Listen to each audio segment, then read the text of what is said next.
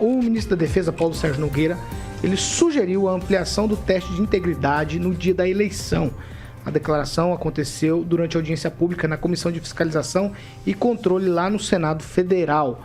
O ministro defendeu a implementação de um teste de integridade de urnas eletrônicas nas mesmas condições do momento da votação, incluindo o uso de biometria, e o procedimento já costuma ser realizado pelo Tribunal Superior Eleitoral desde 2002, mas em outros modos.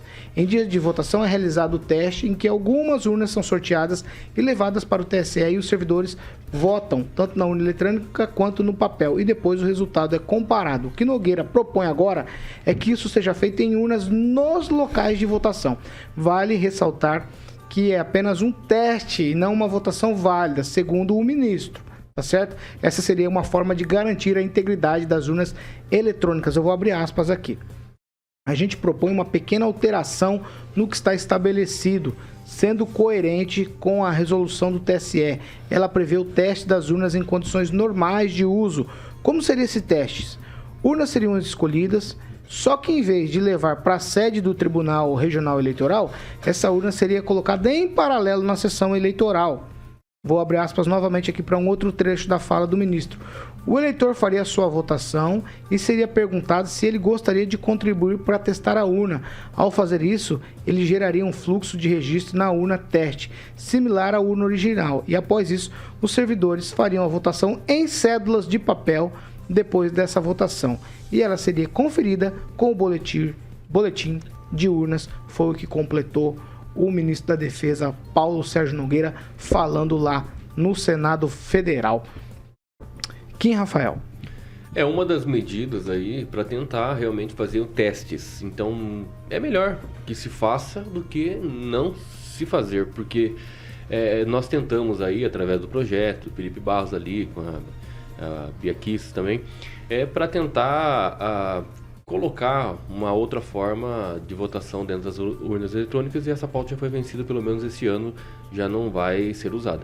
Mas com os acontecimentos junto ao Tribunal Superior Eleitoral, nós entendemos que o ministro está fazendo uma boa ação em tentar fazer alguns testes. Eu acho que isso não vejo mal nenhum para ninguém. Quanto mais testes, quanto mais iniciativa para tentar e garantir a transparência dos votos, não identificando os votos para que daí ela não seja inconstitucional quanto ao voto secreto, mas uma transparência na sua contagem, né, na demonstração que existiu naquela urna 1.000 votos e que realmente os 1.000 votos estavam lá e não 2.000 votos.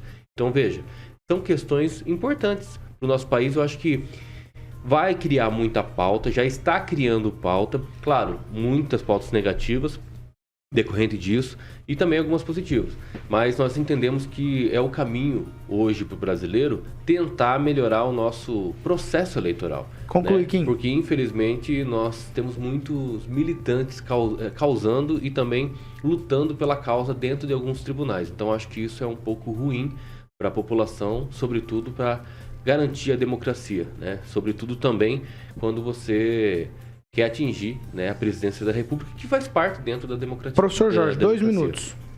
O Paulo, a mim me parece que há um conjunto de elementos que configuram uma estratégia.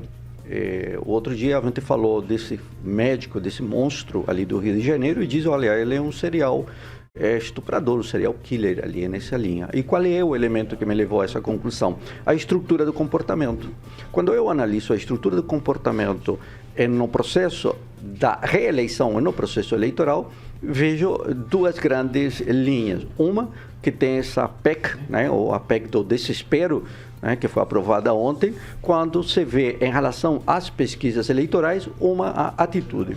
Uma outra que já vinha tomando volume é o questionamento ao sistema eleitoral e o uso aí das Forças Armadas, dos militares em concreto, do Exército especificamente, como guardião não da democracia, como um guardião de um processo eleitoral que só pode eleger ou reeleger um único candidato. Então, essa discussão do ministro Nogueira e ainda do Marcelo Nogueira, de que é coronel, e ele afirmou nesta quinta, e aí às vezes o pessoal confunde os Nogueira, né? Um é o ministro e outro é o coronel, que faz o acompanhamento da questão das urnas. E esse senhor Nogueira vai lá e afirma que é possível instalar, então, chamemos assim, um vírus que altere, né, o processo eleitoral. E esse vírus pode ser, segundo ele, instalado dentro do TSE.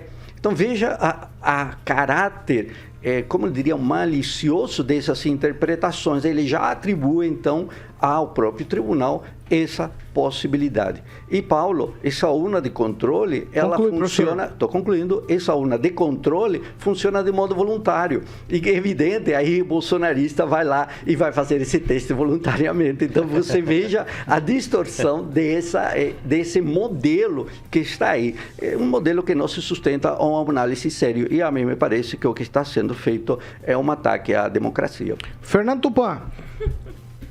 Paulo Caetano, claro que eu discordo do professor. Eu já falei sobre as urnas eletrônicas. Você pode colocar vírus. O general Nogueira está certíssimo. É possível. Não teve aí um deputado federal que guardou 50 milhões dentro de um apartamento? Ele pode fazer isso porque você chega para um técnico que não ganha tão bem como um deputado, que não tem tantas mordomias, oferece, o cara não vai fazer. Você tem que duvidar de tudo. Eu acho, para a democracia, é justamente você ter isso disponível.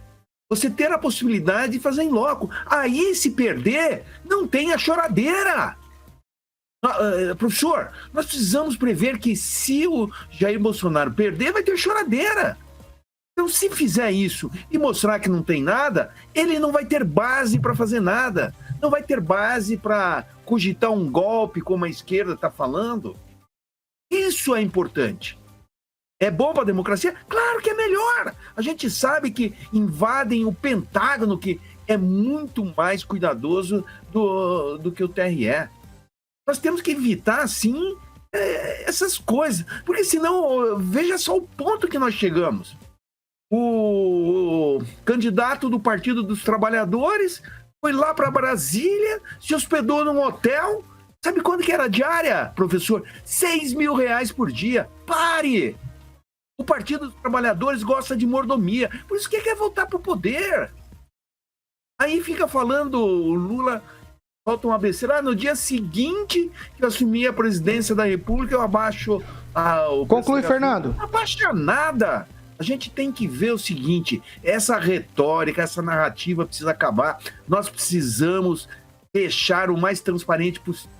É transparente fazer isso? É. Então vamos fazer. Paulo Caetano. Vamos lá. Ângelo Rigon. Já que o Tupan, né, foi contra o professor, eu sou contra o Tupan. Não entendo o que tem a ver o Tu com o Voz. Mas, vamos lá. As Forças Armadas estão sendo obrigadas, nesse governo que está acabando, graças a Deus, a um vexame, é passar vergonha. Ele não é poder. As Forças Armadas se imaginam um poder.